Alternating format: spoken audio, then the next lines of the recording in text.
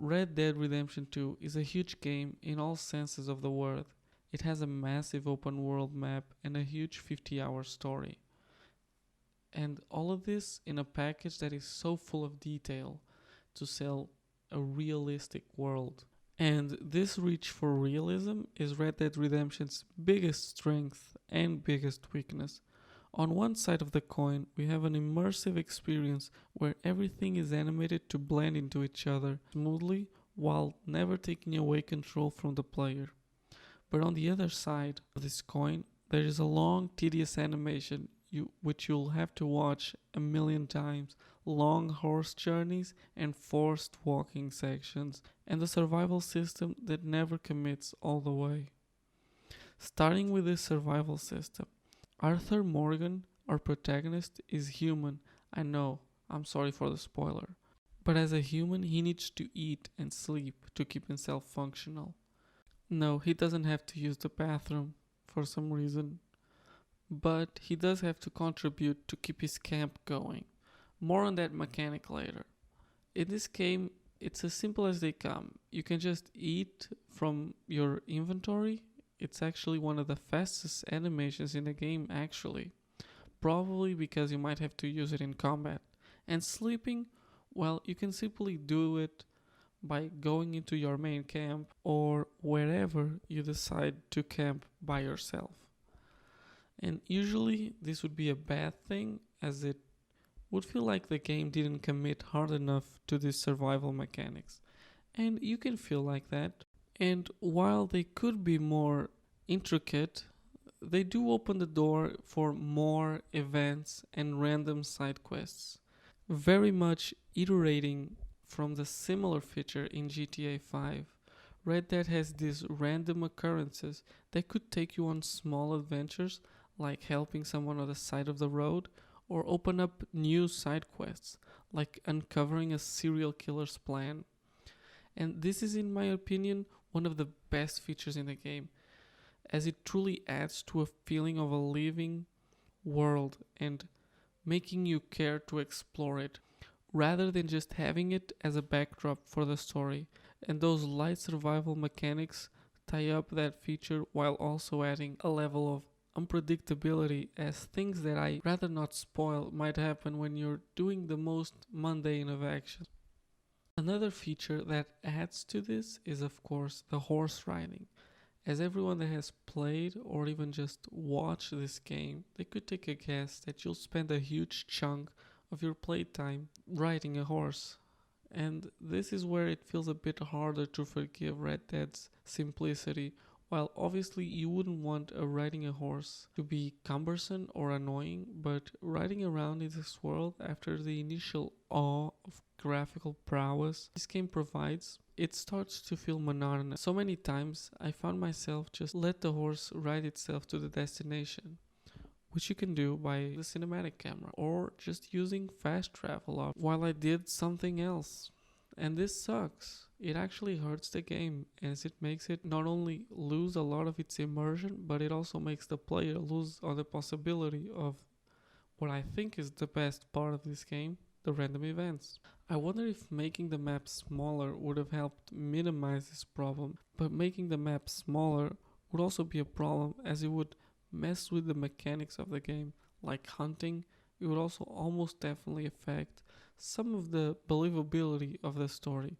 Like I mentioned before, in this game you'll have a main camp where you are part of this group of mostly outlaws trying to find better life for themselves. And for plot reasons, their camp will change across the progression of the game. And of course, if the map was smaller, then the believability of them running away or move to a totally different place would be greatly reduced. Same logic would also apply to the plots surrounding the townscape, of course. In a lot of ways, Red Dead's biggest flaws come from the things that make it such a unique AAA experience.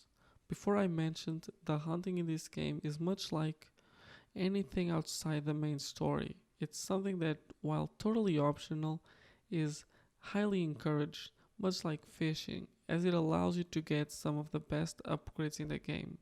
And it's really cool that the quality of the animals you'll hunt will depend on how you hunt them. I mean, if you feel a bear full of bullet holes, I doubt that pelt would be of any use. But that being said, there's still some of the side activities I did the least. Even with that incentive, I still never felt like I really needed to do them. Like I mentioned before, the survival aspects of this game are very light. Something I did not mention though was how the camps need the same provisions your character does to keep its residents alive.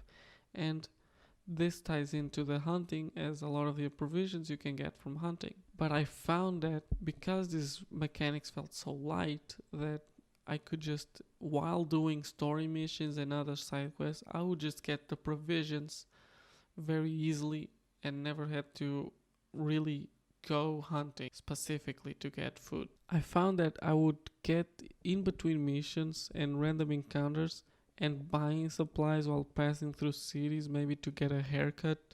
Yes, very much like GTA 5, your hair and beard grows. I know, it's crazy, just like in real life. But I always felt like I had enough. I only really had the meat on my campsite go red once. It was only because I was very distracted by side quests. And once again, while in a positive way, it feels somewhat balanced that I don't have to actively go look for these things, it can also feel, again, like it could be deeper and it could be harder. Another mechanic in this game, this one a returning one from Red Dead Redemption, and obviously here to add some replayability to the game, is the honor system. But I never felt a huge difference being on either side of the honor spectrum. Also, I can't really talk to the experience of robbing and looting that this game lets you do, as I did try to stick to the good side of this honor system, and I'll be honest, I did not notice that people were treating me any better or any worse, so just speaking from experience here. That being said, it still works as an excuse to make you go and play through the game a second time and maybe do it in first person, as this game also has, even though it definitely, much like GTA 5, it does feel like an afterthought rather than being meant to be played that way, even though in this one there's a lot more details put into it. But this is also a 50-hour game and even longer with the side quests. So it is definitely something that you have to consider before going and experience it again, because I do think that this honor system is more noticeable in the side content rather than the main story. Which leads me now to talk a little bit about the side mission. At their worst, they can feel like fetch quests, but when they're good, they can be better than the main quest. There is so much quirky dialogue in here and crazy things that just wouldn't mesh with the more serious tone of the main story. For example, you can find this group of brothers that keep on one-upping each other to win over a girl, which brings each other to near death, and this will happen through a string of 3 side missions, only to have the dumbest punchline in the end. I personally really enjoy this, and when the game is doing things like this is when I'm at the most immersed in the antics of this world while also having fun and enjoying it. And now that I've spoken about the side missions, I think it's time to talk about the actual story. I know I haven't talked about the guns yet, but I do think that they meld with the story and the reasons why I think maybe this isn't the best thing ever. As I previously mentioned, the story is a lot more serious in contrast with the rest of the game. We follow this group of outlaws making their way through America, trying to find a better life. But being that this is a prequel to Red Dead Redemption, where a lot of the game characters are here, completely different, a lot of the tension is deflated while still being interesting to see what will make this character change, especially Dutch, who is a leader figure in this game but just a straight up villain in the first game. The story is at its best when it's giving you the things you cannot do through the open world gameplay: heists, big action set pieces. The problem is, it seems as the game goes on, these set pieces seem to get a lot more repetitive. A whole lot of cover shooting, which feels like previous gen, not much different from the first Red Dead game. And the guns, while there's a lot of them, they all feel very similar. Obviously, there's some limitations given the time period that this game takes place in, but just having so many guns that don't feel different at all from each other, besides some very minor things like reload time, clicking before you actually have to shoot, that's actually a very unique quirk to this game that does take some time to get used to, but it's really not a big deal. But regardless, I do wish there was more variety in the shooting. It does feel just like cover shooting, which isn't inherently bad, but it does feel kind of old and repetitive. One of the biggest examples of that is about 2/3 into the main game, you're thrown into a completely new setting.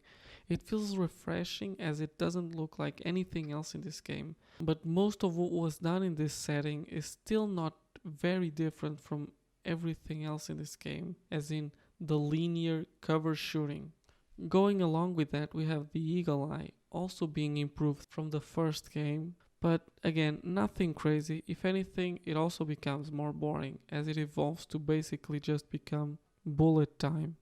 Going along with the Eagle Eye, we have the standoffs. This one's also being simplified, but this time it feels in a better way. I found myself more often than not knocking people's guns off their heads, keeping, along with the honor that I was going for.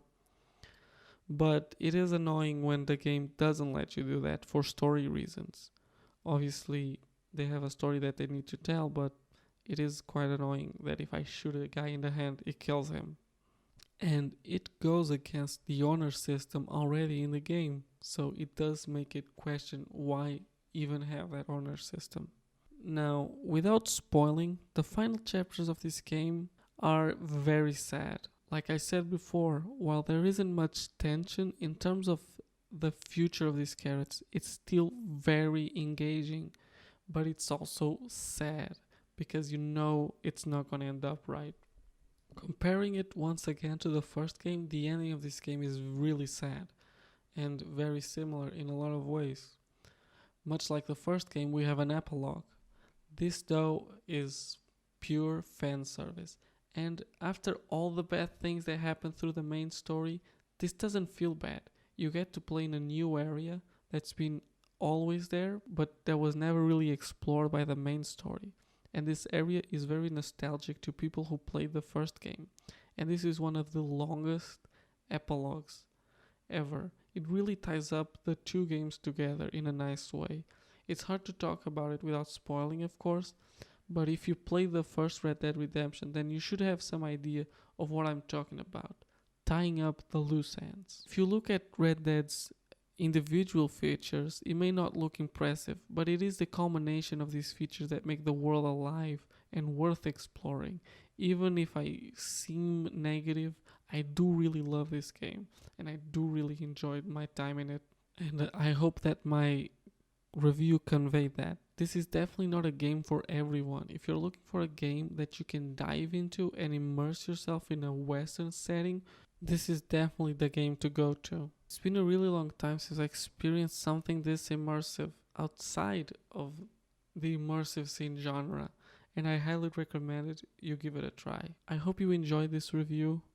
I tried not to be too spoilery. I did want to talk about game in detail. I hope I convey that well. My name is Eddie JPEG, and this was my review of Red Dead Redemption 2. Thank you for watching. Please subscribe and like the video and comment. I do read all the comments, mostly because they're still in the single digits at this moment. And I will reply, I think. Who knows? Thank you. Be nice. Or something. I don't know.